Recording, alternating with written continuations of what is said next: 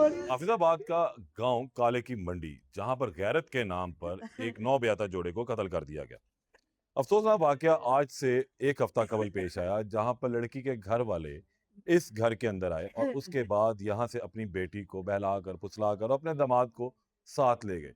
वहां पर जाकर इनके साथ क्या किया, वो तमाम कहानी मैं आगे चल के आपको बताऊंगा। मेरे साथ इस वक्त मौजूद हैं उस लड़के की दादी, और इनकी ये हालत है कि अब ये इंसाफ के लिए दर बदर ठोकरें खा रहे हैं। नौजवान लड़का था, सिर्फ गुनाह ये था कि पसंद की शादी की। उस हवा की बेटी का गुनाह ये था कि उसने इस माशरे में बगावत की थी। उसका गुनाह ये था कि उसे अपनी सोच के मुताबिक अपनी जिंदगी गुजारनी चाहिए, लेकिन इस बदहवास माशरे ने उनकी जिंदगी का खात्मा कर दिया। ये उस लड़के की दादी हैं, और अब इनकी सूरत हाल अब आप देख सकते हैं कि इनकी आंखों से आंसू जो है वो खुश्क हो चुके हैं, और अब सिर्फ और सिर्फ इंतजार इंसाफ का है। दोनों तो वापस नहीं आ सकते, लेकिन इंसाफ कम अज कम इस आखिरी उम्र में इन्हें थोड़ा सा सुकून दे सकता है। माँ जी की होया मुंडे दे नाल, वहीद दे नाल? कोई पता नहीं सानू, ऐसा साढ़े को खरी मेरी लैके गए सौ कुरान चाहते रहने, असि कुछ नहीं आते, असि फलके कर दे आते, थानू फलके कर दे हाँ जी करके टुर गए ने, सानू नहीं पता की किता कि नहीं ना किता। रात 10-11 बजे ले गए, बस सानू कोई पता नहीं पुत्र केड़ा किता ने तो केड़ा नहीं किता। अच्छा, हुआ ये कि जब इसने वहीद ने शादी की तो उसके बाद वो कुछ अरसा के लिए घर से गायब रहा, फिर वो वापस आ गया, और आने के बाद उसने अपने इसी घर के अंदर रिहाइश इख्तियार कर ली। ये एक 5 से 10 मरले के दरमियान एक घर है, पुराना बना हुआ घर है, कच्ची मिट्टी का बना हुआ घर है। मेहनत मजदूरी करता था और गुजर बसर चल रहा था। घर का अहवाल भी मैं आपको बताता हूँ, साथ साथ कहानी भी आपको थोड़ी सुना देता हूँ। उसने एक लड़की से पसंद की शादी की, और उसके बाद वो कुछ अरसा गायब रहा। फिर जब गायब रहने के बाद वो यहाँ पर वापस आया, और आकर उसने यहाँ पर अपनी रिहाइश इख्तियार कर ली। उसे कमरे में भी आपको लेकर चलते हैं, उसका कमरा दिखाते हैं जिसमें उसने चंद दिन अपनी ज़िंदगी के गुजारे, अपनी पसंद के साथ, अपनी दुल्हन के साथ। लेकिन वो शायद मंजूर नहीं था किस्मत को भी, और उस लड़की के वालदैन को भी। वो लोग एक दिन वापस आए, और आकर उन्होंने अपनी बेटी को बहलाया और फुसलाया। ये वो कमरा है, इस कमरे का अहवाल मैं आपको दिखाता हूँ कि यहाँ पर उसका सामान पड़ा हुआ है, जो वो थोड़ा सा बनाया था उसने, और ये वो चारपाइयाँ हैं। लेकिन उसके बाद जो है, अब इस घर के अंदर सिर्फ और सिर्फ इंसाफ के मुंतज़िर जो रूह है वो बैठी हुई है। वो आते हैं और आकर ये कहते हैं कि हम अपनी बेटी को दोबारा अच्छे तरीके से ब्याह कर ले जाना चाहते हैं, और इसके लिए हम कुरान पर जो है वो ज़ामन भी बना लेते हैं। हम कुरान की कसम देते हैं कि जो है हम अपनी बेटी को और आपके बेटे को कुछ नहीं कहेंगे। ये वो मकतूल है, वहीद, और अब इस दुनिया में नहीं रहा। यहाँ से कुरान की कसम देकर, वास्ते डालकर वो अपनी बेटी और अपने दामाद को ले जाते हैं।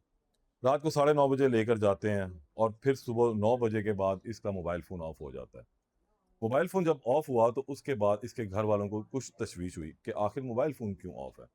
वो इस मोबाइल फ़ोन के लिए टेलीफ़ोन कॉल्स करते हैं, मोबाइल बंद रहता है। शाम में जाकर एक टेलीफ़ोन कॉल उनके मुतलका थाने से आती है, काले की थाने से, कि इस तरह एक लड़के का कत्ल हुआ, और बताया जा रहा है कि वो आपका भाई है, इस इलाके का रिहायशी है। आप आके शनाख्त करें, कुछ वीडियोज़ हमारे पास मौजूद। ये रोते, पीटते, गिरते, पड़ते वहाँ पे जाकर पहुँचते हैं, देखते हैं, तो फिर ये शनाख्त करते हैं कि वाक़ई ये जो मकतूल है इनका भाई है, और जो 7 खातून है इनकी भाभी है। वहाँ पर उस दिन क्या हुआ किसी को कुछ इल्म नहीं। मुल्ज़िमान पुलिस की हिरासत में ज़रूर हैं, लेकिन उस दिन उस बाबुल के घर में जो कत्लगाह बना, किसी को कुछ इल्म नहीं।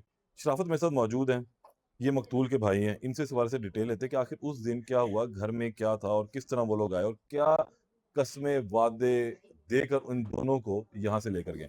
शराफत, क्या मामला है असल में? सर हम जब उधर गए थे तो हम यानी कि थाने में थे, लेकिन थाने वालों ने दूसरी लाशें जो है वो हॉस्पिटल में पहुंचा दी थी। ठीक है, लेकिन जब हम उधर अपनी लाशों पर गए तो हमने देखा उनकी बहुत बुरी हालत हुई थी। ठीक है, चेहरे नहीं देखने वाले थे। फैर मारे, पहले तशद्दुद किया उन पर। ठीक है, फिर उनको यानी कि फैर मार दिए। फैर फिर रिपीटर के मारे हैं, जो दूसरा वो जो कारतूस वाला है ना, रिपीटर, उसके फैर ये मारे। किसने मारे हैं, उसके बाप ने, लड़की के? उसके बाप ने, उसके भाई ने, और यानी कि कुछ लोग और हैं, लेकिन उनके हम नाम नहीं जानते। ये जो तारक बड़ैच है ना, उन्होंने ये सब किया है माजरा।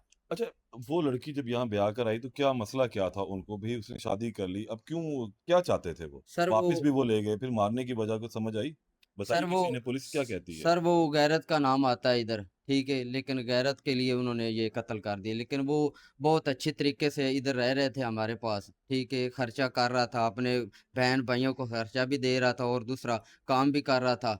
लेकिन उन्होंने दो दफ़ा आए हैं इधर, ठीक है, दो दफ़ा के आने के बाद तीसरी दफ़ा जब आए उनको साथ ले गए हैं, ठीक है, अपने साथ भी बहला हम। के फुसला के। हाँ जी, यानी कि उनको लालच बहुत दिया उन्होंने, ठीक है। हमने यानी कि इधर आपको हम मकान बना देते हैं, आप इधर काम करें, ठीक है। अपना दूसरा यानी कि अच्छी खासी ज़िंदगी इधर गुज़ार सकते हैं आप। लेकिन हमें कहते हैं दामाद भी बेटों की तरह होते हैं और बहुएं बेटियों की तरह होती हैं। इसी झांसे में इन दोनों को साथ ले जाया गया और उसके बाद इन दोनों को कत्ल कर दिया गया। 7 दिन गुजर चुके हैं, पुलिस ने मुल्ज़िमान को हिरासत में लिए रखा है, लेकिन अभी तक इस हवाले से कुछ खातिर ख्वाह कामयाबी जो है वो हासिल नहीं हुई है। ये गरीब घराना अब इंसाफ का मुंतज़िर है। वज़ीर-ए-आला पंजाब से भी इनकी ये अपील है कि इन मुल्ज़िमों को, इन ज़ालिमों को भी वही करार वाक़ई सज़ा दी जाए, जो उन्होंने उन मासूम लोगों के साथ की, उस मासूम जोड़े के साथ की।